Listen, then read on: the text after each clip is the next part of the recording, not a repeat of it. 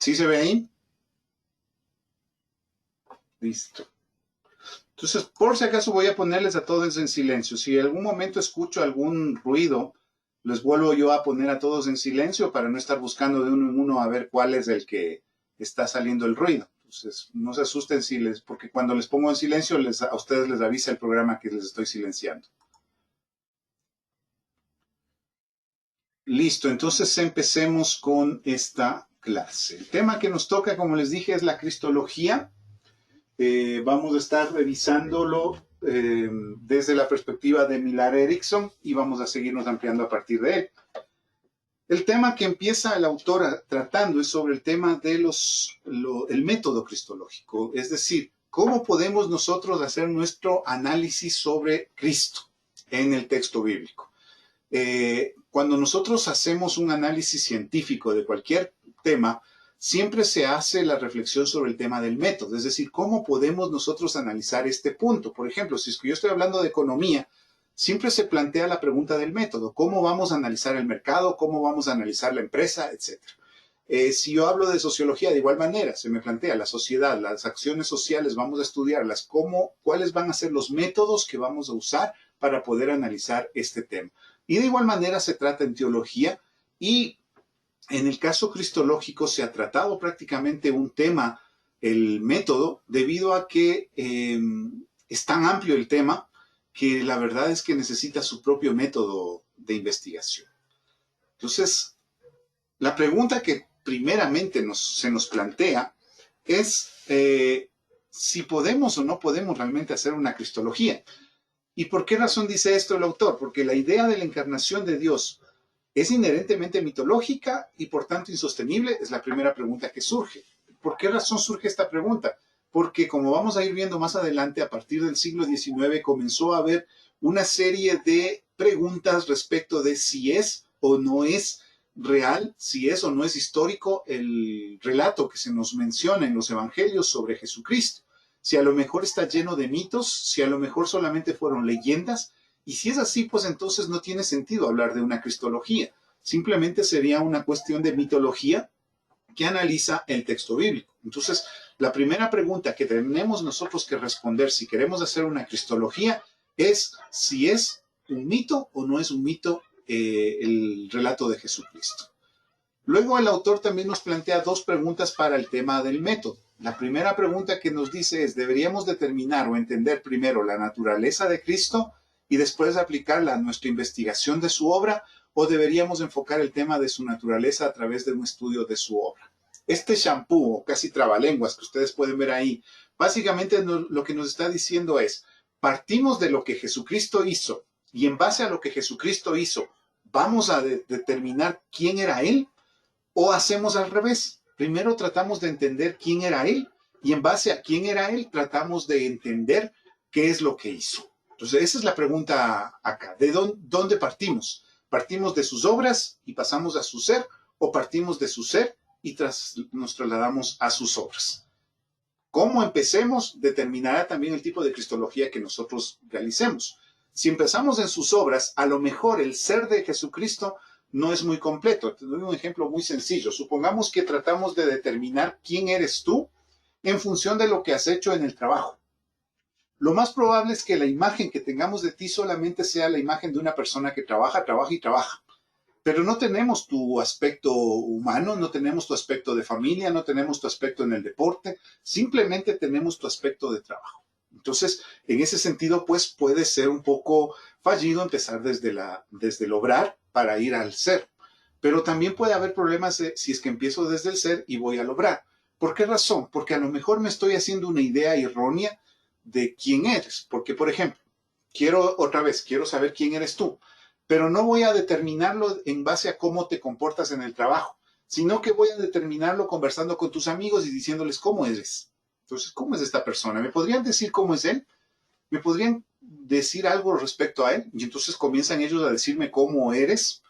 Y entonces yo me hago una idea de cómo eres tú. Y en base a eso determino qué tú podrías hacer y qué tú no podrías hacer. ¿Cuál es el problema? que tal vez tus amigos me digan algo que no es cierto de ti. Entonces, ahí viene el problema. Por esa razón, el tema cristológico tiene este punto de partida bastante importante de determinar. ¿Empezamos en el ser de Dios y pasamos al obrar de Dios? ¿O empezamos en el obrar de Dios y pasamos luego al ser de Dios? En una de las dos opciones. La segunda pregunta respecto al método es: ¿un entendimiento adecuado de Cristo se puede basar estrictamente en los datos históricos o se debe asumir por fe? Esta pregunta básicamente nos plantea si para poder nosotros determinar quién fue Jesucristo y qué hizo Jesucristo, necesitamos, opción 1, un análisis histórico. Los datos históricos nos van a decir todo lo que necesitamos saber sobre Cristo. O la opción 2, una cuestión de fe. Simplemente creemos por fe lo que podamos creer de él. Entonces, la pregunta sería, ¿cuál opción? Empezamos, ¿cómo es esto? ¿Nos basamos en la fe y solamente creemos lo que los evangelios dicen y punto?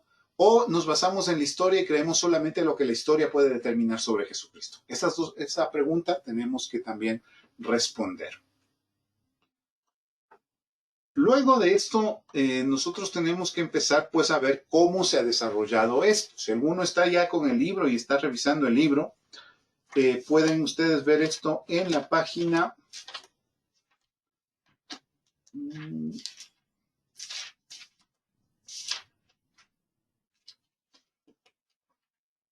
Sí, estoy en la página 675. Entonces, lo que plantea el autor básicamente es que cuando nosotros nos acercamos a pensar cómo era Jesucristo, quién era Jesucristo, lo primero que se planteó es lo que se suele llamar una cristología desde arriba. Es decir, básicamente nosotros ya nos hacemos una idea de quién fue Jesucristo a partir de su divinidad. Jesucristo fue Dios, se encarnó, era Dios todopoderoso, volvió al cielo y como tal sigue siendo Dios. Y en base a eso, pues nosotros consideramos todos los aspectos de Jesucristo desde una perspectiva metafísica. Es decir, no nos preocupamos tanto por qué hizo aquí en la tierra, salvo por la crucifixión. Nos preocupamos más por quién es Él, como parte de la Trinidad, como preexistente con el Padre, como un ser que es perfectamente hombre y perfectamente Dios. Entonces, en base a eso, nosotros tenemos la idea de Jesucristo, como parte de la Trinidad, como de doble naturaleza y como un ser que se encarnó, como un ser divino, como Dios mismo que se encarnó en medio de nosotros. Entonces, ese es el enfoque que hubo principalmente en la iglesia y que hasta el siglo XIX este enfoque no tenía ningún rival. Toda la iglesia consideraba que así se hace cristología. Sin embargo, a partir del siglo XIX, la Ilustración, una serie de filósofos que comienzan a discutir sobre los temas de la religión y del poder, comienzan a cuestionar toda esta forma de entender a Cristo y comienzan a plantearse por qué no analizar primeramente los textos bíblicos desde una perspectiva ya más histórica y en segundo lugar, por qué no analizar a Jesucristo mismo como un ser histórico.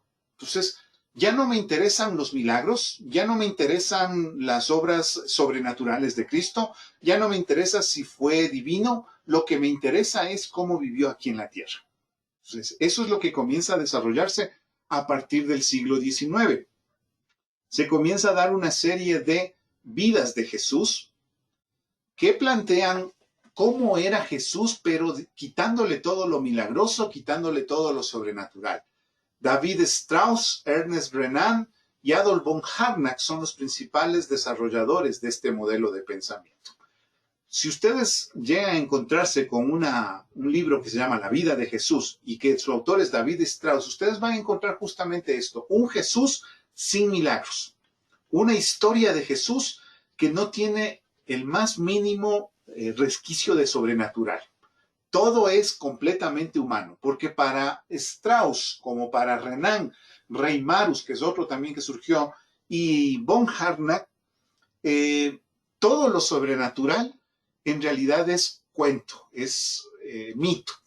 Lo realmente verdadero es lo que no es sobrenatural. Y entonces, cuando ellos quieren desarrollar la historia de Jesús, dicen, pues vamos a leer el Evangelio y le vamos a quitar todos los milagros. Que alimentó a 5,000 personas, eso es falso. Lo que debió haber pasado es que vio que la gente estaba con hambre y dijo, bueno, vamos a compartir estos 5 panes, y de repente todo el mundo comenzó a compartir lo que tenía, y por eso es que terminó sobrando las 12 cestas llenas. Entonces, todo lo que eran milagros fueron eliminándose en esta visión del Jesús histórico, que se le llamó, de hecho, así se le llamó, en teología se le llama así, la búsqueda del Jesús histórico, o la primera búsqueda del Jesús histórico, incluso la llegaron a llamar.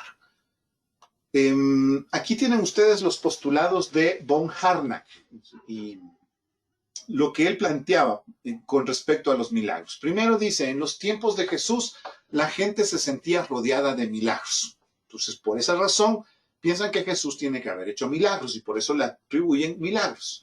Los milagros se ascribían a las personas famosas casi inmediatamente después de su muerte. Entonces, se puede ver en algunos escritos que cuando una persona moría y era muy famosa, por lo general los que le sobrevivían comenzaban a decir que había hecho milagros. También dice, sabemos que nuestro mundo está gobernado por leyes naturales, por tanto no hay cosas tales como milagros, y por ellos entendemos interrupciones del orden natural. Entonces, para él es imposible que se den milagros. Y por último, hay muchas cosas que no entendemos, pero se deben ver como cosas maravillosas y de momento inexplicables, pero no como milagros. Entonces plantea que tal vez algunos de los que son pensados como milagros en los evangelios, en realidad son las maneras que tenían los antiguos de expresar su asombro por las cosas que no entendían. El mismo autor, este es el autor, Adolf von Harnack, consideraba que el tema central de la enseñanza de Jesús, quitado todo y despojado todo el tema milagroso, se resumía en estos 3 puntos. Jesucristo enseñó el reino de Dios y su venida. Dios el Padre, o Dios como Padre, y el valor infinito del alma humana. Y por último, la rectitud superior y el mandamiento del amor. Es decir, una ética fundamentada en el amor. Entonces, para él, el tema del más allá, el tema de la vida eterna, el tema de los milagros, esas cosas son irrelevantes. Lo que a él le interesa y lo que él ve como interesante es el reino de Dios por las implicaciones políticas que esto tiene. Le interesa también ver a Dios como Padre debido a que esto da fortaleza al alma humana. Y por último, le interesa a Jesucristo como profesor de ética, porque le parece que la ética del amor es importantísima en Jesucristo. Ese es básicamente este primer proceso que se da de lo que es la búsqueda de Jesús histórico. Entonces vamos viendo cómo la gente comienza a ponerle cuestionamientos a Jesucristo y a su historia como tal.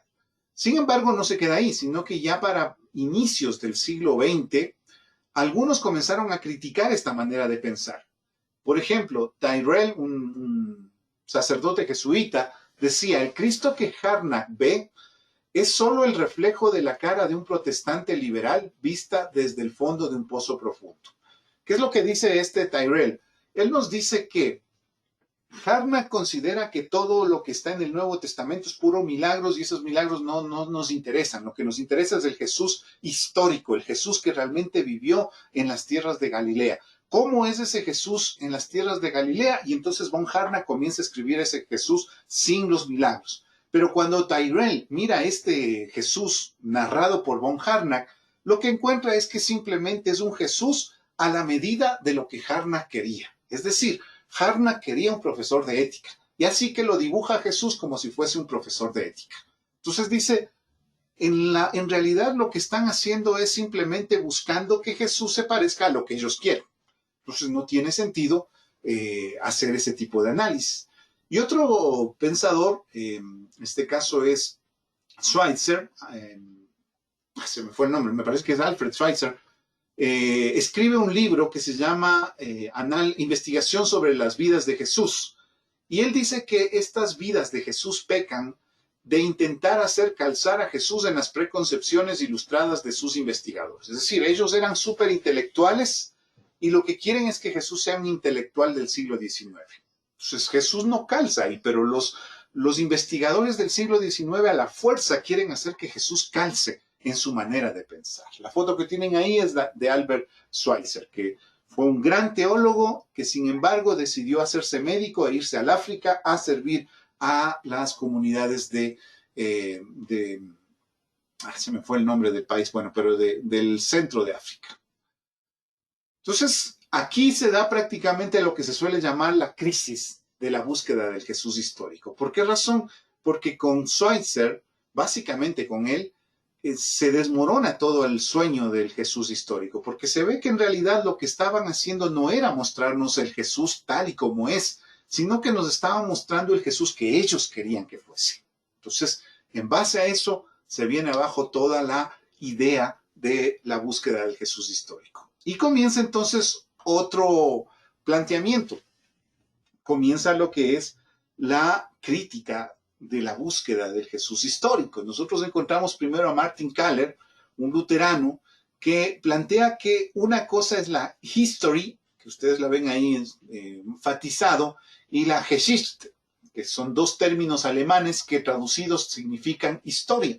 Si ustedes quieren esas dos palabritas, le pueden poner en el traductor de Google y ustedes van a ver que las dos palabras traducen historia.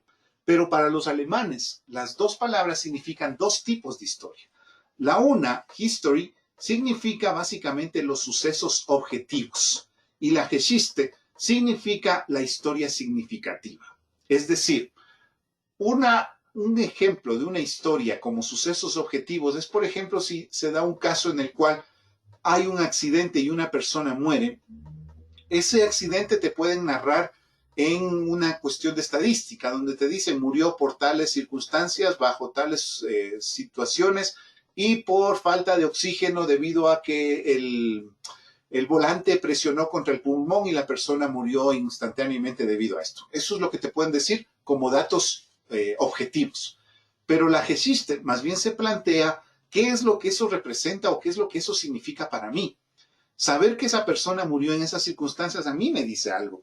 Me dice que debo tener cuidado. Me dice que tal vez en ese sentido es peligroso ir por esa calle o qué sé yo. Entonces, la historia como datos objetivos, dice Martin Kaller, puede ser estudiada. Podemos llegar a encontrar un Jesús histórico como datos objetivos. Podemos llegar a descubrir tal vez históricamente dónde nació exactamente, la fecha exacta de su nacimiento. Podemos llegar a determinar en qué trabajó, etc. Pero esos datos no dicen nada a mi vida. Lo que realmente interesa, dice Martin Kaller, es lo que esa vida representa para mí. Cómo esa vida puede transformar o impactar mi propia vida. Entonces, en base a esto se va a comenzar a desarrollar toda una discusión sobre si realmente vale la pena los sucesos objetivos o si es más importante la historia significativa. Va a surgir entonces lo que se le comienza a denominar como la cristología desde arriba, que es pensar a Cristo ya no en base a los sucesos históricos, es decir, ya no solamente en base a lo que pasó aquí en la tierra, sino pensar en Cristo a partir de lo que se suele llamar el querigma.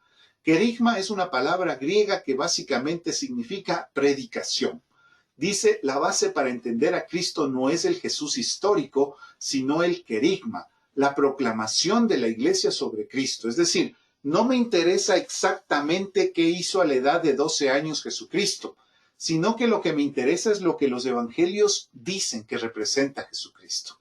No me interesa tanto, qué sé yo, pues, si tuvo barba o no tuvo barba Jesucristo.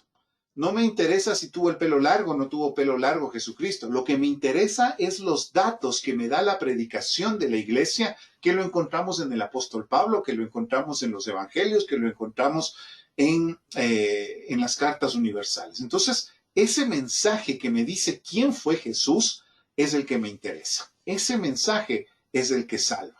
Saber si tuvo pelo largo o si tuvo barba no me va a traer salvación. Pero saber que Cristo Jesús murió en la cruz por mis pecados, eso trae salvación. De hecho, el mismo tema de la cruz es importante para ellos. Saber que murió crucificado sería un dato de simplemente datos históricos. Uno más de los judíos que murió en una cruz. Pero la interpretación que hace la iglesia, Él murió por mis pecados, Ese es el querigma, esa es la predicación y eso es lo que nos interesa para una cristología. Otro punto que desarrolla esta cristología desde arriba es que en la cristología hay una destacada preferencia por los escritos de Pablo y el cuarto evangelio frente a los evangelios sinópticos. Y ustedes van a ver que más adelante, por aquí es por donde les van a atacar a los de la cristología desde arriba. ¿Por qué razón les gusta estos textos? Porque en esos textos ya está más elaborada la cristología. Cuando nosotros leemos los evangelios, lo que vemos es la vida de Jesús, pero no vemos lo que esa vida significa para nosotros. Mientras que cuando yo veo al apóstol Pablo, leo la carta a los romanos, ¿qué me encuentro? Que justificados pues por la fe tenemos paz para con Dios por medio de Jesucristo. Entonces, la vida de Jesucristo es la que trae a mi vida la justificación. Mientras que en los evangelios no está tan elaborada esa cristología. Y por esa razón, los de la cristología desde arriba comenzaron a ponerle más énfasis a Pablo y al cuarto evangelio, que también tiene bastante profundidad cristológica. Y por último, el tercer punto de la cristología desde arriba es que la fe en Cristo no se basa en pruebas racionales ni queda legitimada por ellas. No se puede probar científicamente. Y aquí les ponen uno que me parece que le pega al clavo con esto. Si se tratase de cuestiones históricas, si se tratase de conocer a Jesús tal como fue en Galilea, en los días en que vivió en Galilea, entonces los fariseos, todos los que le conocieron, debían haberse convertido, porque le conocieron al Jesús histórico. Entonces debían haberse convertido, pero no sucedió así, sino que lo rechazaron completamente. Entonces, en base a eso, este punto tercero es clave, porque lo que nosotros vemos es que puedo llegar a conocer al Jesús histórico, puedo llegar a conocer detalles históricos de Jesús, pero eso no implica que llegue a convertirme, no implica que llegue a reconocerlo como Salvador, ni siquiera que llegue a reconocer que Él fue divino. Entonces, esos son los tres puntos de la cristología desde arriba. Voy recapitulando brevemente. Vimos que hasta ahora, durante los primeros siglos de la Iglesia, hasta el siglo XIX, la Iglesia simplemente hablaba sobre la Trinidad y hablaba sobre... La Iglesia hablaba sobre la Trinidad y hablaba sobre estos temas mayormente metafísicos. Siglo XIX empieza la búsqueda del Jesús histórico, pero esta búsqueda del Jesús histórico básicamente lo que trata es de eliminar todos los aspectos sobrenaturales.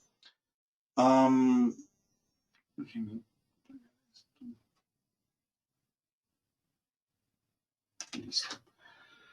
Entonces se quiere eliminar los aspectos sobrenaturales. Luego de esto nosotros tenemos que, eso sería una cristología desde abajo, solamente el Jesús histórico. La cristología desde arriba, en cambio, plantea como una especie de perspectiva desde Dios, lo que Jesús es desde la perspectiva de Dios. ¿Y cómo sabemos que es la perspectiva de Dios? Porque es lo que el Espíritu Santo inspiró a los que escribieron los evangelios. Entonces, Jesucristo es lo que el querigma dice que Jesucristo es. Entonces, tenemos estas dos opciones. La una empieza desde los datos históricos, la otra empieza desde la fe. ¿Con cuál nos quedamos? Es la pregunta.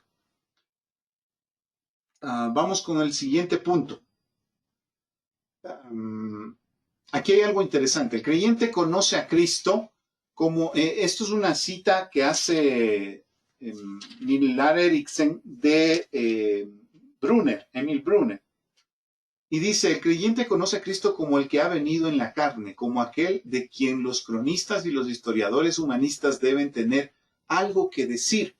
Pero él conoce a este Cristo en la carne de una manera en la que ellos no pueden conocer nada. Él le conoce, por lo tanto, como alguien bastante diferente, y eso es lo que importa, porque el conocimiento de otros, del cronista y del historiador humanista, todavía no es conocimiento de Cristo, de la palabra hecha carne, sino que es conocimiento según la carne. Lo que Brunner está planteando acá es una diferencia entre lo que es conocer a Cristo en la carne y conocer a Cristo según la carne. Para Brunner, conocer a Cristo según la carne es los datos históricos. Conocerlo como cualquier persona. Por ejemplo, nosotros vemos que los de Nazaret, cuando Jesucristo fue a predicar, dice, ¿y este quién es? Pues para venirnos a predicar. Pero si es el hijo de María, el hijo de José. Nosotros le conocemos desde niño. ¿Cómo viene ahora a predicarnos y a decirnos todas estas cosas? Entonces, ellos conocían a Cristo según la carne. Pero en cambio, conocer a Cristo en la carne, dice Brunner, es cuando nosotros conocemos a Cristo como aquel que ha sido encarnado, como el Dios que se hizo carne. En ese sentido, dice Brunner, sería conocer a Cristo en la carne. Entonces, conocer a Cristo según la carne no nos interesa, dice Brunner, porque a la final ese conocimiento no nos salva. Pero conocer a Cristo como el Cristo encarnado, que es el que predican los evangelios, ese es el Cristo que nosotros queremos conocer. Entonces, esta es otra vez la perspectiva desde arriba. Ahora, sucede algo más o menos por los años 50 del siglo XX. Sucede que vuelve a darse otra vez el problema de la cristología desde abajo. Es decir, esto parece fútbol. Primero estábamos arriba, meten gol y se va la cristología hacia abajo. Después los de abajo no se quedan, los de arriba no se quedan contentos, meten gol y otra vez sube la cristología desde arriba. Y ahora otra vez va a bajar la cristología abajo. ¿Cuál es la idea? En este caso es Keiseman quien abre nuevamente el debate sobre el Jesús histórico. La historia, Geschichte, recuerden que era la historia con significado, no posee una significación histórica más que en la medida en que por sus cuestiones y respuestas habla en nuestro tiempo presente, encontrando por tanto unos intérpretes que entiendan esas cuestiones y esas respuestas para nuestro tiempo y se las presenten. Así es precisamente como la cristiandad primitiva transmitió la historia, history, únicamente en el querigma. ¿Qué dice Keiseman en todas estas palabras? Básicamente nos está diciendo que sí, es importante la historia con significado, es decir, la Geschichte. Pero, dice Keiseman, la iglesia primitiva no hubiese llegado a esa Geschichte si no tuviese primero los datos objetivos de la history. Es decir, Lucas o Marcos o Mateo no hubiesen llegado a la predicación del Cristo glorificado si no hubiesen tenido primero los datos objetivos de Jesús que vivió en Galilea. Entonces necesitamos, dice Keiseman, volver a ese Cristo, a ese Jesús que vivió en Galilea y conocer los datos objetivos de ese Jesús de Galilea para en base a eso poder nuevamente desarrollar la Geschichte. Entonces se desarrolla otra vez la nueva búsqueda del Jesús histórica. La antigua búsqueda se dio a finales del siglo XIX hasta inicios del XX. La nueva búsqueda del Jesús histórico parte aproximadamente desde los años 60, 1960 por ahí, aproximadamente se da esta nueva búsqueda del Jesús histórico. Y ellos parten con una crítica de la anterior búsqueda del Jesús histórico. Miren lo que dice, existe una crítica de la anterior búsqueda del Jesús histórico. Esta se dio dando por supuesto la inexistencia de lo sobrenatural. Entonces, ¿qué es lo que dicen los nuevos investigadores que tratan de encontrar al Jesús histórico? Ellos dicen, para poder estudiar a Jesucristo en la historia, nosotros tenemos que ser totalmente objetivos. No podemos dar por sentado de que no existe lo sobrenatural. Tenemos que ir con los ojos abiertos, con nuestra mente abierta y dispuestos a aceptar que posiblemente hubo milagros. Pero los datos nos tienen que demostrar que existieron o no existieron milagros. Esa es la propuesta de esta nueva búsqueda del Jesús histórico. La segunda puntualidad de esta nueva búsqueda del Jesús histórico es que existe la posibilidad, según la nueva búsqueda, de llegar a la divinidad de Jesús por medio del análisis histórico. Los nuevos investigadores consideran que si nosotros podemos hacer un análisis serio de la historia de Jesús, podríamos demostrar científicamente que Jesucristo era divino. Esa es la propuesta de esta nueva búsqueda del Jesús histórico.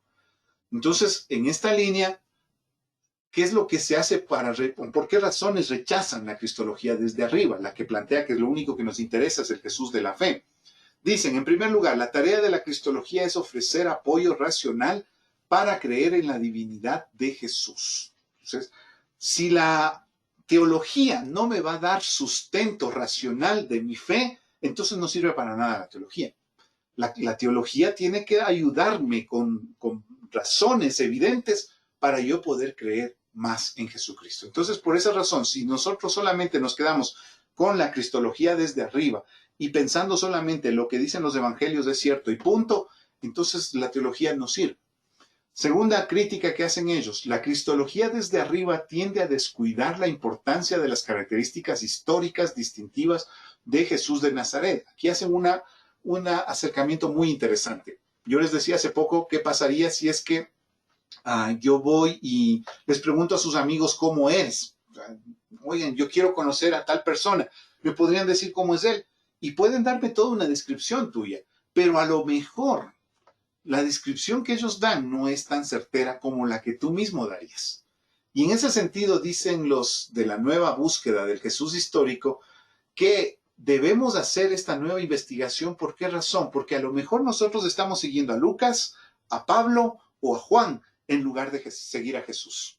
Entonces, para poder seguir a Jesús necesitamos volver a investigar y volver a comprender al Jesús histórico, llegar a descubrirlo. Y el tercer punto por el cual rechazan la cristología desde arriba es que, hablando de forma estricta, una cristología desde arriba solo es posible desde la posición del mismo Dios y no desde la nuestra. Entonces, básicamente dicen, el único que podría entender una cristología desde arriba es Dios. Nosotros somos humanos, así que a nosotros nos toca una cristología desde abajo. Ahora, ¿cuáles son las características de esta cristología desde abajo? En primer lugar, es teológicamente necesario tratar de acceder al Jesús histórico para evitar que nuestra fe se cimiente en Pedro, Juan o Pablo, en lugar de Jesús mismo, como les acabo de decir. Segunda característica, no existe ningún dualismo histórico. No existe espacio en la historia para una Geschichte o una Heilgeschichte al lado de la historia universal. ¿Qué es lo que están diciendo con esta frase estas personas? La Heilgeschichte es como una historia de la salvación.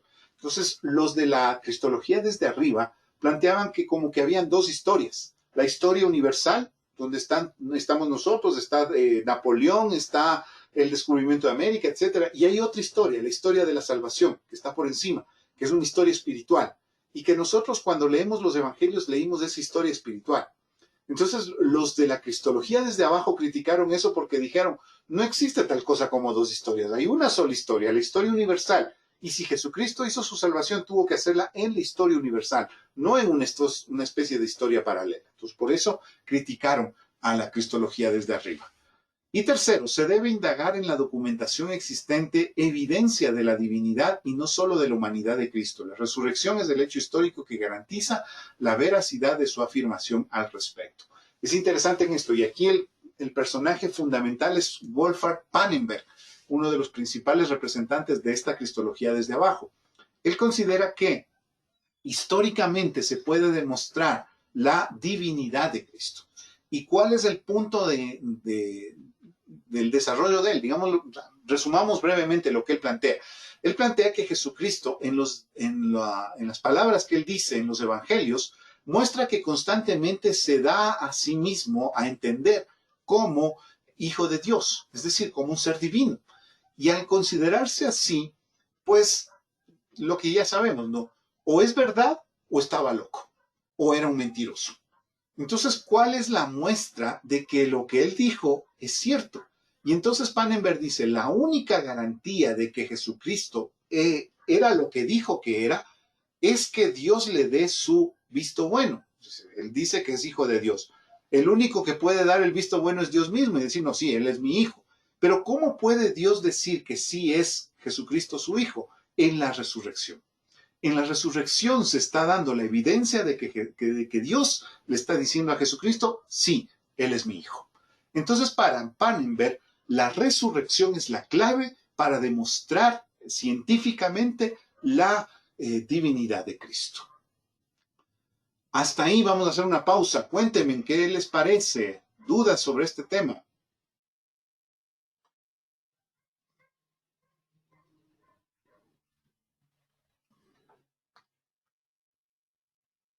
Bueno, la verdad que, profesor, en lo que usted estaba, en los anuncios que estaba dando, se me vino de repente preguntarle, el Evangelio de Lucas sería una combinación de estas dos cosas, mirar a Cristo desde histórico y mirar a Cristo desde arriba. Porque él también se puso a indagar desde dónde provenía, o sea, me refiero a que él también hizo algo de teología. O sea, no sé si estoy en claro o estoy... Sí, de hecho, Lucas lo que haría es algo de historia mezclado con algo de teología. Entonces, en parte sí, pero no es lo que están pensando los del siglo XIX. Porque para los del siglo XIX no es lo mismo la historia que ellos entienden con la historia que se entiende en el siglo I. Si tú tal vez eres curioso, puedes leer los textos de Herodoto, que es un historiador de los tiempos de Jesucristo, y donde tú vas a encontrar la historia de Grecia contada desde su perspectiva. Pero ¿cuál es el problema? Que a ratos mezcla ficción con cosas reales. Y cuando los historiadores de hoy en día tratan de descubrir qué es lo que pasó, tienen que tratar de examinar, a ver, lo que dijo aquí, ¿es real o es ficción? Entonces, para los historiadores de los tiempos de Jesucristo, no era ningún problema mezclar las cosas. Pero en cambio, para los historiadores del siglo XIX y XX, solamente los hechos tal y como son. Eso es lo que les interesa. Entonces, en el caso de Lucas, tal vez pudo ser muy objetivo en lo que hizo, pero el problema es que no tiene los métodos que nosotros tenemos ahora para la investigación científica. Entonces, él hizo un buen trabajo. La verdad es que si tú lo revisas, es un excelente trabajo, pero no tenía los elementos que hoy tiene. Entonces, por eso es que se comienza a hacer este cuestionamiento. ¿Alguien más? O si tienes otra duda, Marcelo. Sí, porque en el momento en el que usted decía de que verlo, o sea, al personaje desde sí mismo, o sea, como decir, preguntarle a usted mismo, que usted podría describirse quién es, sería de tomar todos los comentarios que solo hace Jesús, Exacto. solo las palabras que él dice. O sea, hay como que desglosan y solo sacan su frase y ahí crean un nuevo libro. Y eso Exacto. me da la identificación de cómo es él. Sí, de Ya, hecho, hay un ya autor que entendí ustedes bien entonces. pueden revisarlo que hace ese trabajo. Se llama Joachín Jeremías, la teología del Nuevo Testamento de Joachín Jeremías. Él empieza investigando palabra por palabra las que están en el Evangelio para determinar cuáles fueron dichas exactamente por Jesús, diferenciándolas de aquellas que tal vez no son directamente de Jesús, que a lo mejor se infirió que Jesús las dijo, pero que no son directamente de él. Entonces, por ejemplo, ¿en qué se basa Joachín Jeremías para decir estas palabras? No cabe duda de que son de Jesús. Se basa en que la manera en que son dichas parece que son trasladadas del arameo al griego. Y entonces ahí se descubre que esa palabra se trasladó literal por una razón, porque para el que estaba escribiendo dijo, no, no, esto tengo que traducirlo literal porque esto fue palabra de Jesús, así que yo no le voy a mover nada de estas palabras. No suena bien en griego, pero lo traduzco tal cual. ¿Por qué razón? Porque para él era sagrado lo que dijo Jesús. Entonces, en base a eso, Joachín Jeremías hace toda una reflexión de cómo es Jesús en base a las que él considera las palabras específicas de Jesús. Entonces, él también es parte de esta línea de la búsqueda del Jesús histórico. Claro, el problema, por ejemplo, lo que les decía, ¿no? A ratos responde preguntas de estas clases, pero también genera nuevas preguntas. Te estoy diciendo que las palabras de Jesús son claves, ¿no es cierto? Y que podríamos nosotros hacer Claro. una investigación en los textos bíblicos para encontrar cuáles son las palabras exactas que Jesús dijo. Y hasta ahí todo genial. Pero, ¿y no será que en otros evangelios, los apócrifos, hay palabras que Jesús dijo? Que en base a la investigación científica e histórica puedo descubrir en otros evangelios palabras que fueron de Jesús? Esa es una pregunta que podría ser interesante. No están esos apócrifos en el canon porque dicen cosas que no son. O sea, tengo acá los apócrifos y algunas cosas son locuras, pero hay algunas frasecitas que son interesantes. Y la pregunta es, ¿será que esas frases realmente fueron de Jesús? Y de hecho Jeremías hace ese trabajo. Y él considera algunas palabras que están en los apócrifos como palabras de Jesús. Una que a lo mejor ustedes habrán escuchado, que dice, abre, ¿cómo es esto? Abre una piedra y ahí encontrarás a Dios. Corta un árbol y ahí estará Dios. Dice Joachín Jeremías que esa frase es de Jesús. Está en el apócrifo de Tomás. ¿Por qué llega a la conclusión de que esa frase es de Jesús? Por la estructura de la palabra. Muchos le han criticado, pero por el modelo que él usó, llegó a esa conclusión. Entonces, como te digo, se cierran algunas cosas, se responden algunas preguntas, pero comienzan a surgir otras preguntas. Entonces, eso es lo que desarrolló la búsqueda del Jesús histórico. Entonces, por ejemplo, Ya las búsquedas más radicales que hoy en día existen del Jesús histórico te plantean no creer en nada de los evangelios, solamente creer algunas frases de Pablo, de Suetonio, de, se me fue el nombre, Plinio el Joven y de Flavio Josefo. ¿Por qué razón de ellos tres, en especial los últimos que te dije, de Suetonio, Plinio el Joven y de Flavio Josefo? Porque ellos no son discípulos de Jesús. Y si yo quiero tener una idea clara de Jesús, tengo que buscar gente que era imparcial. Entonces, por eso los últimos, los más radicales de hoy en día, consideran que no deberían ni siquiera buscar en los evangelios. Entonces, pero obviamente te estoy hablando de los que ya no creen prácticamente en Jesucristo. Gente atea que se mete a investigar a Jesús, pero porque quieren demostrar que Jesús no existió. Entonces, ellos consideran que solamente en esos casos, o más bien dicho, solo en esos autores deberíamos buscar. Entonces, pero la búsqueda del Jesús histórico de Keiseman, de Pannenberg, de Joachim Jeremías, te plantea tratar de descubrir, de acuerdo a los textos, a las palabras de Dios, cómo fue Jesús. Eso es lo que Dios te plantea. ¿Otra duda?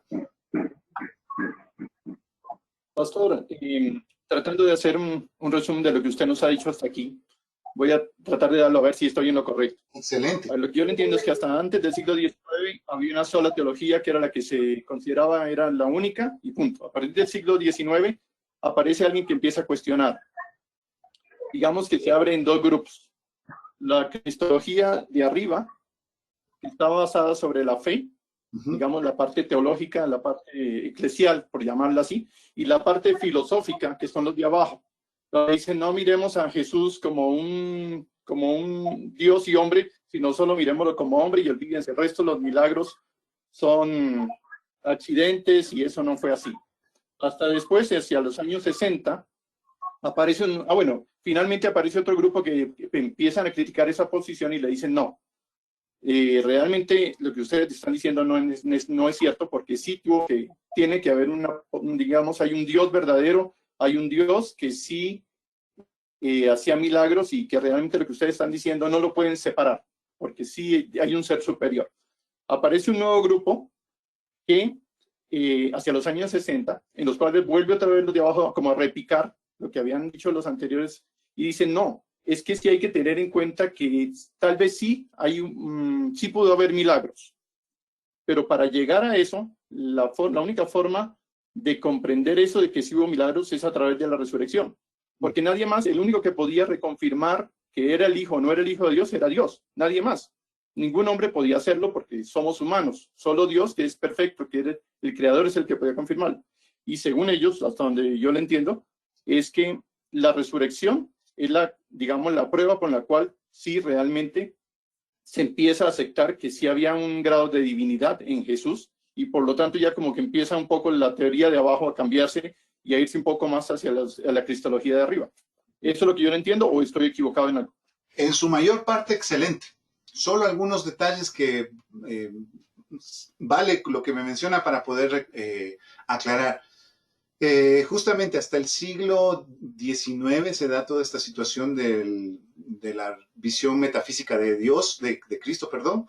Desde el siglo XIX hasta más o menos 1917 aproximadamente, hasta finales de la Primera Guerra Mundial, nosotros tenemos toda esta cuestión de la búsqueda del Jesús histórico. La Primera Guerra Mundial va a crear un tremendo shock en todo el pensamiento europeo y también en la teología europea, porque esta manera de pensar del Jesús histórico, recuerden lo que les dije, la búsqueda del Jesús histórico planteaba que Jesús fuese una especie de maestro de ética y un gran maestro de ética. Entonces, pero los que estaban planteando esto vieron en la Primera Guerra Mundial un desmoronarse de toda su manera de pensar, porque ellos pensaban que durante todo el siglo XIX el progreso del hombre iba a ser infinito, íbamos a llegar a volvernos casi Dios por nuestras propias fuerzas. Y Jesucristo simplemente es el que nos guía para podernos llegar a volver casi como Dios. Pero cuando se da la Primera Guerra Mundial, ¡pum!, es un golpe para toda esa manera de pensar. Y ahí es donde surge otra vez el tema de la cristología desde arriba. No, el ser humano, por más que intente hacer bien las cosas, la va a embarrar Así que solo desde Dios podemos ver a Cristo. Entonces ahí surge el Cristo desde arriba de 1917 hasta más o menos finales de la Segunda Guerra Mundial y un poquito más allá, 1962 por ahí. Y ahí surge nuevamente la cristología desde abajo. O sea, el shock que produjo las dos guerras mundiales, en cierto modo como que comienza a bajar para 1960. Y ahí otra vez volvemos a la carga con el Jesús histórico. Entonces, eso sería como para aclarar. Otro punto que también habría que ahí también aclarar es que la nueva búsqueda del Jesús histórico, a diferencia de la primera búsqueda del Jesús histórico, es hecha por gente que sí realmente busca a un Dios trascendente. La primera búsqueda del Jesús histórico era hecha por gente que quería un Jesús sin milagros. La segunda búsqueda del Jesús histórico es hecha por gente que quiere ver a Jesús, un Jesús divino, pero en base a elementos históricos. Entonces, esa sería otra aclaración que habría que hacer. Listo, seguimos entonces. Sí, pastor. Adelante. Lo que se puede entender tal vez para nosotros hoy es que los evangelios que nos hablan acerca de Jesús y el Nuevo Testamento, en los escritos de Pablo y todo, son palabras o son escritos que fueron hechos por personas, y eso es lo que la mayoría de gente que no cree en Dios como lo hacemos nosotros lo ve, como un libro más, como algo que es parte de la historia. Muchos siguen negando que Jesús haya existido y que es un pensamiento que fue más de la imaginación, pero también hay gente que no cree en Dios, pero cree que Jesús fue un gran profeta que estuvo aquí en la tierra. Lo que yo trato de ver y entender es conforme a lo que planteaba una pregunta del libro, y yo me imagino cómo somos nosotros los seres humanos al conocer a una persona. Digamos, es como que yo le veo hoy a usted aquí impartiendo la clase y son las obras que usted está haciendo. Entonces yo puedo idealizar un concepto de quién es usted, pero si yo me diera el tiempo de conocer quién es usted, más allá de lo que está diciendo, de ver cómo ha sido su vida, cada palabra que usted dice va a impactar más o va a llegar más porque sé de quién está viniendo, sé qué persona está diciendo todo esto. Entonces, la Biblia como tal o los escritos de Jesús no son los que cambian, es lo que trato de llegar.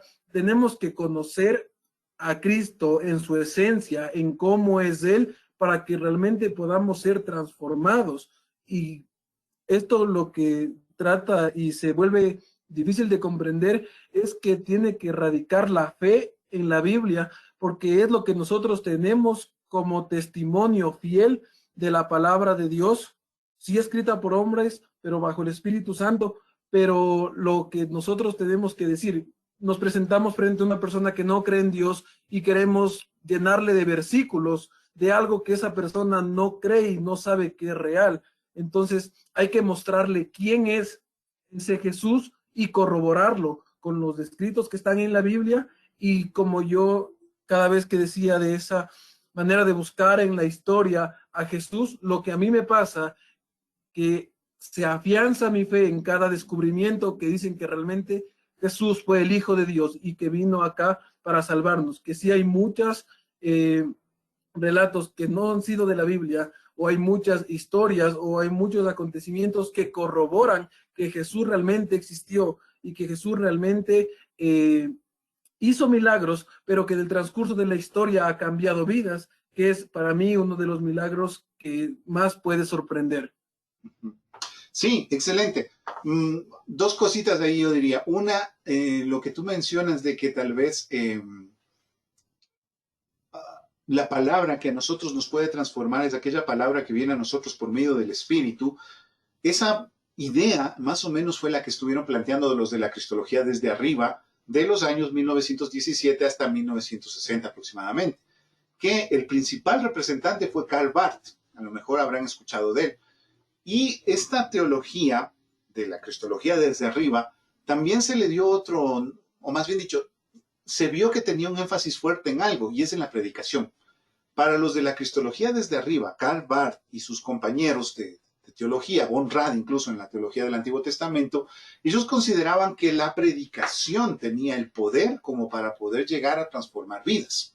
Entonces, consideraban ellos que el querigma, como lo llaman ellos un poco más técnicamente, ese querigma puede llegar a transformar la vida y por esa razón la predicación es importante.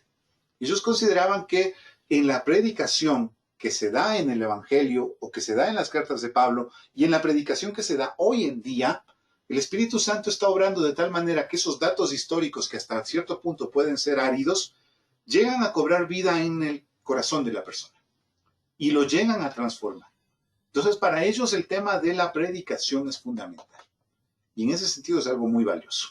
Eso era una cosa. Y la otra cosa es que también vamos a ver un poco sobre este tema en lo que es la respuesta que da Erickson. En Millar Erickson, después de darnos este debate que se da a lo largo de un siglo casi, nos presenta lo que sería una especie de propuesta de solución de todo este dilema de la cristología desde arriba o desde abajo.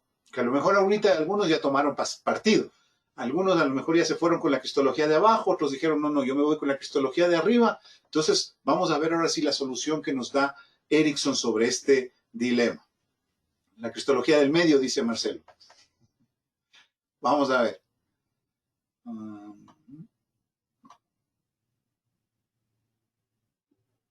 Entonces, hasta ahí las críticas a la cristología de abajo y la presentación de la cristología desde arriba. Ahora, ¿cuál es el enfoque que plantea Erickson?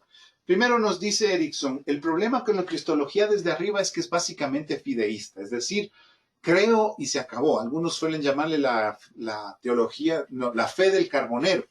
¿Qué dice el carbonero? ¿En qué crees? Creo en lo que cree la iglesia. ¿Y en qué cree la iglesia? Cree en lo que yo creo. Entonces, no dice nada, pero cree. Entonces, ese sería el problema con la cristología de arriba, nos dice Erickson. Entonces, es un enfoque demasiado fideísta. Vamos con la cristología desde abajo. ¿Cuál es el problema con la cristología desde abajo? Es que es principalmente tomista. Intenta demostrar el carácter sobrenatural de Cristo partiendo de las evidencias históricas.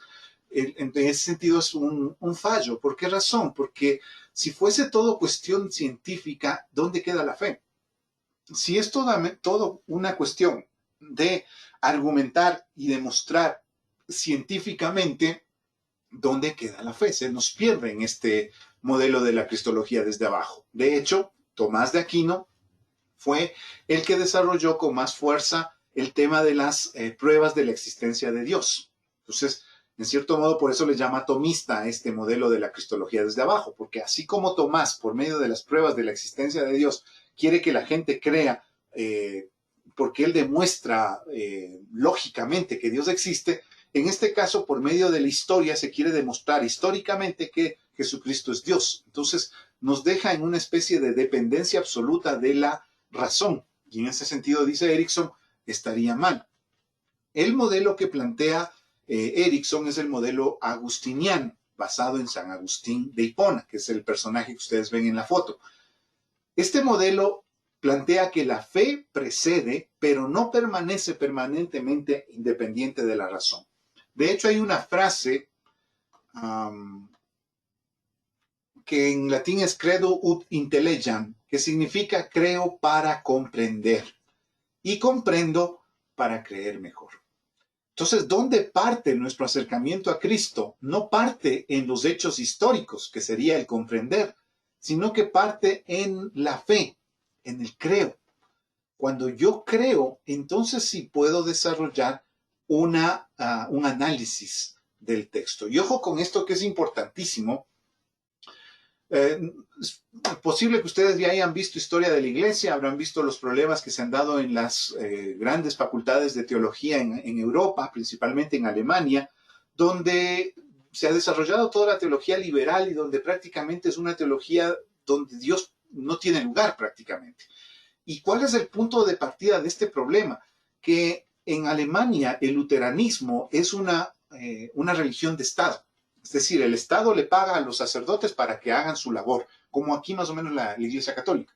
Entonces, en ese sentido, las universidades dictan las cátedras, hay la facultad de teología, pero la facultad de teología es independiente de la Iglesia.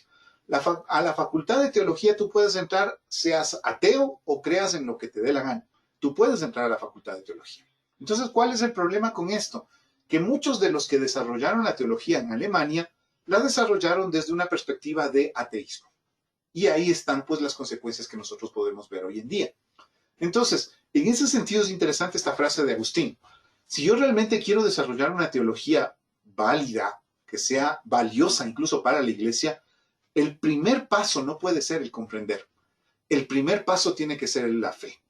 Creo para comprender. Si yo trato primero de comprender para entonces creer, estoy mal. Y estoy seguro que ustedes incluso habrán escuchado a algunos amigos que suelen decir eso. Si me demuestras, creo. Entonces, el problema es que cuando yo me planteo eso, no puede surgir la fe. La fe es el primer paso que surge cuando yo tengo ese encuentro espiritual con Dios y entonces comienzo a reflexionar sobre cómo puede ser posible lo que Dios hizo. Ese es el modelo de Agustín. Noten que conecta lo que es la cristología de abajo con la cristología de arriba, porque me hace empezar con la cristología de arriba, lo que el querigma dice, lo que los evangelios dicen de Jesucristo. Pero no me quedo ahí, sino que bajo a la cristología de abajo, al comprender, al tratar de analizar los hechos históricos que me hablan sobre Jesucristo. Pero no me desvinculo del Cristo de arriba, sino que comparo. A ver, los datos históricos me dicen esto de Jesucristo. Y los datos de la fe me dicen esto sobre Jesucristo. ¿Cómo compaginan estos dos elementos? Ese es el planteamiento de Agustín. Dice ahí en la cita, en este modelo los dos factores se unen. Ni el Jesús histórico solo, ni el Cristo de la fe solo, sino el Cristo querigmático, el Cristo que predican los evangelios, como la llave que abre al Jesús histórico, y los hechos de la vida de Jesús como apoyo para el mensaje de que es el Hijo de Dios. Entonces empiezo en el Jesús, en el Cristo de la fe, en el Cristo querigmático, bajo al Jesús histórico, pero desde el Jesús histórico nuevamente me elevo hacia el Hijo de Dios. Entonces es un diálogo constante entre el Cristo de la fe y el Jesús histórico. La fe, termina diciendo Eriksen, la fe en Cristo nos conduce a un entendimiento del Jesús de la historia. Entonces, ese debería ser nuestro enfoque. Un enfoque que dialoga entre el Cristo de la fe y el Jesús histórico. Entre los datos que nos da la fe, que nos dan los evangelios, y los datos que podemos descubrir de análisis objetivos e históricos. Eso es, en cierto modo, uno de los primeros planteamientos, uno de los primeros problemas metodológicos del acercamiento a Cristo. El segundo problema que también se nos presenta es sobre la persona y la obra de Cristo, que empezamos diciendo, la pregunta básicamente es, empezamos con la persona de Cristo, analizamos la persona de Cristo, y a partir de la persona de Cristo descubrimos cuáles fueron las maneras de obrar de Cristo, o empezamos desde las obras de Cristo y vamos hacia la persona de Cristo. En este caso, el problema surgió más o menos por la Edad Media con Anselmo de Canterbury, un sacerdote católico que escribió un libro, Curs Deus Homo, en latín, que significa ¿por qué un Dios hombre? En ese texto, él hace prácticamente una división entre lo que es la cristología y la soteriología. Y en ese momento se va a dar un proceso que va a durar hasta el tiempo presente. Dice en la presentación, hasta la Edad Media, la obra y el ser de Cristo estaban entrelazados. Lo que Dios hace, lo hace por lo que Él es. Y lo que Él es, se demuestra en lo que Él hace. Entonces, no había separación entre cristología y soteriología, eran la misma cosa. Pero con Anselmo se dividen. A partir de Anselmo se desvinculan dando prioridad práctica a la soteriología y prioridad teórica a la cristología. ¿Qué significa esto? La soteriología es la doctrina de la salvación. Y la doctrina de la salvación nos interesa por cuanto eso habla de lo que Él hizo por nosotros. Pero aparte, muy aparte, discutimos teóricamente quién es Cristo. ¿Cuál es su doble naturaleza? ¿Cuál es su relación con la Trinidad? Todos esos temas prácticamente ustedes pueden darse cuenta en las clases que a lo mejor han recibido antes. Como que esos temas, la Trinidad, la doble naturaleza de Cristo, no tienen nada que ver con la obra salvífica. Como que para poder saber que Jesucristo me salvó, basta con saber que fue el Hijo de Dios, punto. Pero la relación con la Trinidad como que no dice nada sobre mi salvación. La doble naturaleza de Cristo como que no dice nada sobre mi salvación. Entonces como que hemos dividido a estos dos elementos. Entonces eso partió desde Anselmo de Canterbury. No lo hizo por mala nota, simplemente que su argumentación llegó a este punto y fue tan impactante el modelo que él desarrolló que la gente lo siguió sin darse cuenta de que estaba dividiendo a estos dos elementos. Luego de esto, Felipe de Melanchthon, algunos lo habrán escuchado, que fue uno de los discípulos de Martín Lutero y uno de los grandes sistematizadores de la Reforma Protestante, él dice una frase que es bien interesante. Dice Felipe de Melanchthon, aquí está, conocer a Cristo es conocer sus beneficios. Eso dice Felipe de Melanchthon, página 688. Y con eso él plantea que para poder conocer la obra de Cristo, debemos partir desde la esencia de Cristo. Nosotros debemos hacer ese proceso. Entonces, lo que Schleiermacher va a hacer es básicamente buscar llegar a ser de Cristo a partir del quehacer salvífico. Es decir, él plantea, veamos qué hizo Cristo, y en base a eso determinemos quién es él. Entonces, noten que en ese sentido es como que volvemos al tema del Cristo desde abajo. ¿Por qué razón? Porque lo que me interesa es lo que él hizo aquí en la tierra. Porque lo que él hizo aquí en la tierra me va a demostrar que él es divino. Entonces, en cierto modo volvemos al tema del Jesús histórico. Mientras que los que plantean empecemos desde la esencia de Cristo, quién es Cristo en sí mismo, están desde arriba. Él es el Hijo de Dios, él es parte de la Trinidad, él es perfectamente Dios y perfectamente hombre. Entonces, todo eso es desde acá arriba. Y a partir de eso bajamos a las obras de Dios, o las obras de Cristo, perdón. Mientras que los otros parten desde las obras de Cristo y a partir de esas obras determinemos si él era el Hijo de Dios. Entonces, volvemos en cierto modo a ese conflicto. La relación entre la obra y el ser de Cristo. El problema de este acercamiento radica en la identificación de las inquietudes humanas con la construcción del ser de Dios. ¿Qué significa esto? El tema de partir desde las obras de Cristo significa primero partir desde su salvación. Ahora, la salvación de Cristo, ¿qué significa para nosotros? Ustedes ya tienen una idea por lo que han aprendido en la iglesia, pero más adelante vamos a ver que hay muchas maneras de entender la salvación. Y cada una de estas maneras de entender la salvación, que es diferente, nos va a plantear una forma de ser de Cristo diferente. Por dar un ejemplo, hay una manera de entender la salvación de los que se denominan los teólogos de la liberación, que ellos plantean que la salvación es que Jesucristo viene a romper con las injusticias políticas y sociales que existen en nuestro mundo, y que la salvación es llevarnos a un mundo justo, donde no haya oprimidos y no haya pobreza. Eso es la salvación para los teólogos de la liberación. En base a eso, yo puedo desarrollar quién es Jesucristo. Pero para esta línea, pues Jesucristo sería una especie de revolucionario, subversivo y todo lo demás. Entonces, si es que yo parto desde acá abajo y relaciono las obras de Jesucristo con mis intereses personales, voy a terminar modificando lo que yo entiendo de Jesucristo. Entonces, por esa razón, uno de los problemas es ese. Ahora, ¿qué es lo que plantea Erickson en este punto? Se va a tomar como punto de partida el quehacer de Cristo, las obras, pero se desarrollará un diálogo entre el ser y el quehacer. Es decir, no solamente dice Erickson quedarnos acá en las obras y relacionarnos con nuestras necesidades, sino empezar en las obras de Cristo que vemos en los evangelios y relacionarlas con lo que nos dice la dogmática sobre Jesucristo, lo que nos dicen, por ejemplo, el apóstol Pablo sobre Jesucristo. Entonces, demos un ejemplo. Jesucristo vemos que camina sobre el mar. Entonces, eso es lo que nos dicen los evangelios. Entonces, ya, eso es una obra de Jesucristo. Ahora relacionámoslo con el ser de Dios.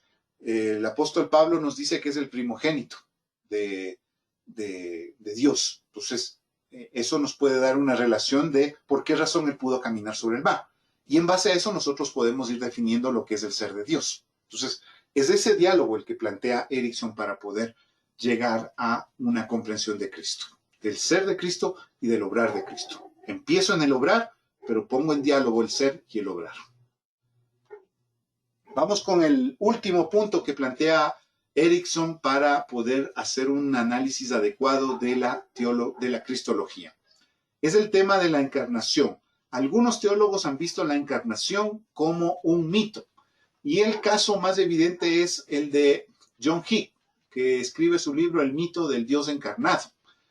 En este libro él plantea básicamente que la encarnación de Cristo es un mito, que se lo inventaron los apóstoles, si es que existieron apóstoles, porque para él tampoco los apóstoles es que sean muy fidedignos, para él son también parte de una especie de leyenda. Entonces, en base a eso, pues él dice, no existe tal cosa como la encarnación. Entonces, la pregunta que hace Erickson es, ¿podemos dar crédito a este tipo de planteamientos? ¿Existen bases como para poder entender la encarnación de Cristo? Y pues, a ver, antes de ir a este punto, ¿de dónde sale este planteamiento de John Hick? Este planteamiento de John Hick tiene su fundamento en Rudolf Bultmann, que es un teólogo, a lo mejor ustedes habrán escuchado de él, un teólogo de más o menos mediados del siglo XX, que escribe un libro que se llama El Nuevo Testamento y Mito, donde él plantea que hay que desmitologizar el Nuevo Testamento. Él es uno de los que plantea que en el texto bíblico hay algunas frases, algunos relatos que son míticos y que hay que quitarles ese ropaje mítico para poderles dar un significado para el presente. Por ejemplo, él dice que el caso que les mencionaba, ¿no? El de la multiplicación de los panes. Dice Bultmann, eso es un mito, no hubo tal multiplicación de los panes, pero nos habla sobre la generosidad de las personas. Entonces, ¿cuál es el mensaje, el centro del mensaje de la multiplicación de los panes? La generosidad. Entonces, él lo que plantea es que cada mito tiene un mensaje de fondo y el mensaje de fondo es el que nos interesa, no el mito como tal. Entonces, en base a ese planteamiento de Bultmann, es que surge ya esta línea de pensamiento de que la encarnación como tal sería un mito. Ahora, otros que también planteaban esto es los teólogos de la muerte de Dios, que más adelante en los capítulos siguientes vamos a estar hablando un poco más de ellos. Estos teólogos planteaban que Dios ha muerto. Yo sé que sonará un poco chocante. Se supone que son teólogos, pero están hablando de la muerte de Dios. Pero lo que ellos planteaban básicamente era que la idea de un Dios más allá, un Dios que está por encima de todo, un Dios sobrenatural, ha muerto. Y en nuestros tiempos actuales, si existe una idea de Dios, sería un Dios que está en medio de nosotros. Hay una canción que se hizo famosa cuando yo era joven, que se llamaba ¿qué pasaría si Dios fuese uno de nosotros? What if God was one of us? Esa canción nos plantea justamente esta idea de los teólogos de la muerte de Dios. Pensar que Dios está en cada una de las personas que están a nuestro alrededor, que en realidad no hay un Dios trascendente. En cierto modo ellos plantean que el cielo está vacío, que Dios simplemente está entre nosotros. Entonces ellos también plantean que la encarnación no sería como nosotros la vemos en los evangelios. La encarnación sería básicamente que Dios dejó su cielo, vino a nosotros y ya no volvió al cielo, sino que ya se volvió uno de nosotros. Entonces, esa es la idea de los teólogos de la muerte de Dios, que tuvo su fama durante unos 5 o 6 años, pero luego desapareció. Entonces, pero necesitamos reflexionar también sobre lo que ellos plantean. ¿Qué es lo que plantean ellos? Primero, que la encarnación de Dios es incoherente, que Dios, siendo Dios, se mete en un cuerpo humano, eso para ellos es incoherente. Segunda cosa, los escritos del Nuevo Testamento reflejan la impresión de los discípulos más que las enseñanzas de Jesús. Lo que estos teólogos dicen es que si yo leo a Mateo, si yo leo a Lucas, lo que veo es la forma de pensar de Lucas y Mateo, no veo lo que es el pensamiento de Jesús. Esa es la segunda crítica que hacen ellos. Y la tercera crítica que hacen es que la iglesia reflejó sus convicciones acerca de Jesús en base a ideas filosóficas de su tiempo.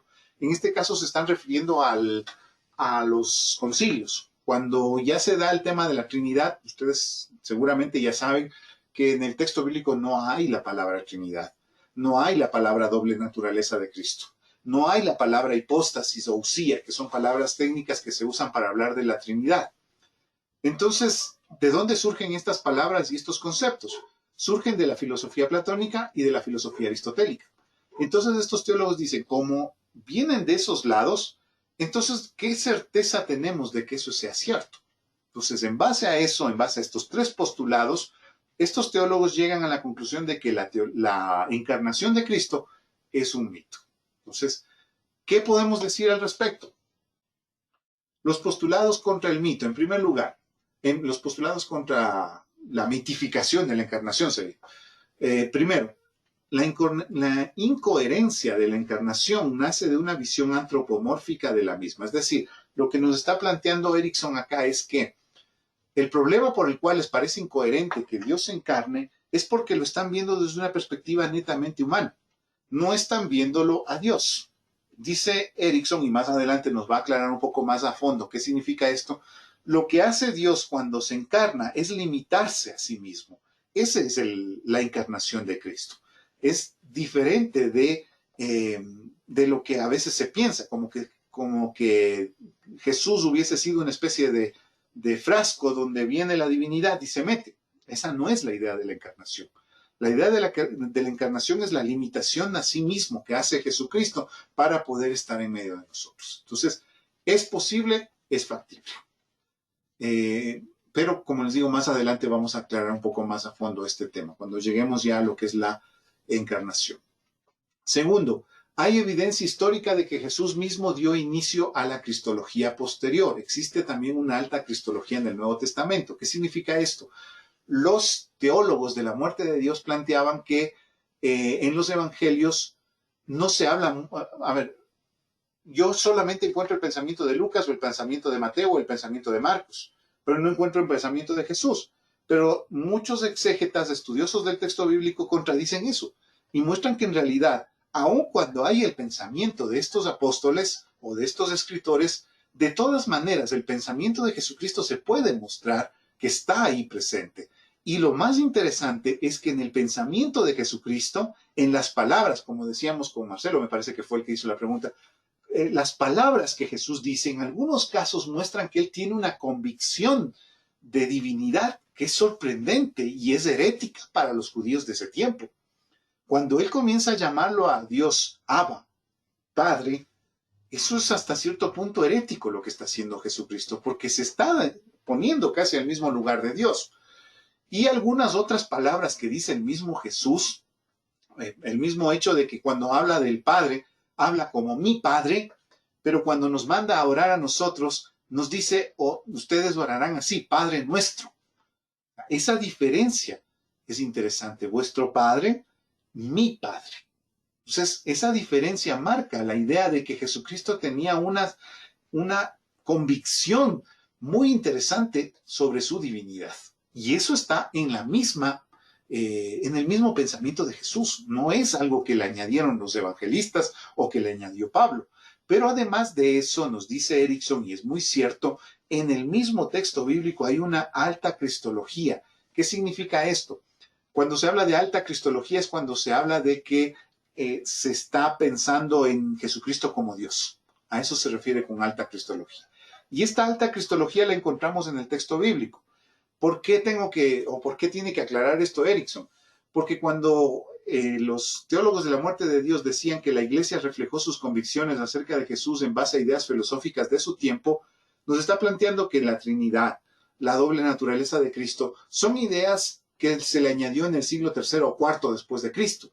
Pero cuando uno lee detenidamente el Nuevo Testamento, uno encuentra que hay ideas de Cristo como un ser divino en el mismo Nuevo Testamento. Y uno de los textos donde más se exalta la divinidad de Cristo es el Apocalipsis, donde uno encuentra constantemente que se usa frases que se usaban en el Antiguo Testamento para referirse a Dios, que el Apocalipsis las usa para referirse a Cristo.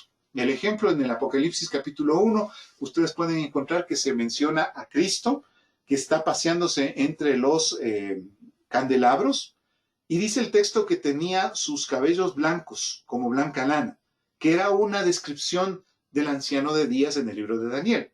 Entonces usa la descripción del anciano de días y se la aplica a Cristo. También nos menciona que su voz era como trueno, que es una manera de decir de Dios en el Antiguo Testamento. Y hay una serie más de muestras en el texto. Igual en Apocalipsis capítulo 4 y 5, donde ustedes ven el culto en el cielo, al Padre que está en el trono y al Hijo, que es el Cordero como inmolado, se les rinde toda la alabanza, toda la gloria, todo honor, toda exaltación por los siglos de los siglos. Entonces, esta exaltación a Cristo al mismo nivel del Padre muestra que en el mismo Nuevo Testamento ya existe una alta cristología. No se tuvo que esperar 4 siglos para que recién se empiece a llamar a Cristo como un divino ser o como el Hijo de Dios. Ya en el mismo Nuevo Testamento, sin que hubiese acabado el primer siglo, ya se comenzó a ver a Cristo como un ser divino. Y el tercer punto que nos menciona Erickson es que los aspectos de la encarnación difieren radicalmente de las visiones de los dioses entre los hombres en otras religiones. ¿A qué va con esto? Otra de las críticas que hicieron los que planteaban que la encarnación es un mito, decían que la encarnación, como se la menciona en el Nuevo Testamento, se parece mucho a las encarnaciones de otros dioses, como los dioses egipcios, o como el dios Mitra, o como Buda. Entonces, pero ¿cuál es el problema? Que esas encarnaciones son totalmente diferentes. En esas encarnaciones no vemos a un Dios que camine en medio de los hombres, no vemos a un Dios que sufra, sino que simplemente vemos a una especie de ser divino que baja y muere, y como se vuelve una especie de eterno retorno, porque ese Dios todos los días o todos los años tiene que morir. Esa es la idea de las encarnaciones en los mitos egipcios, por ejemplo, y en el dios Mitra de igual manera. En el caso de Buda no hay esa idea de encarnación. Buda, cuando se desarrolla el budismo, Buda es un ser humano. Son los demás los que después de unos 4 siglos más adelante van a endiosar a Buda. Pero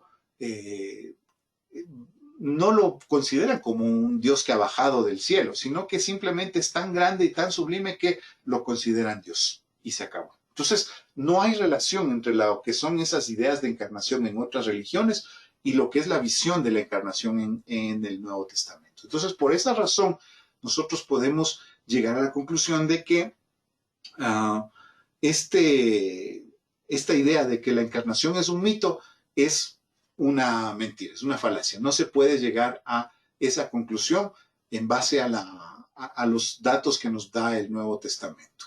Entonces, eso es básicamente. Y con eso, pues, se finaliza este capítulo que tenemos para el día de hoy. ¿Preguntas sobre este tema?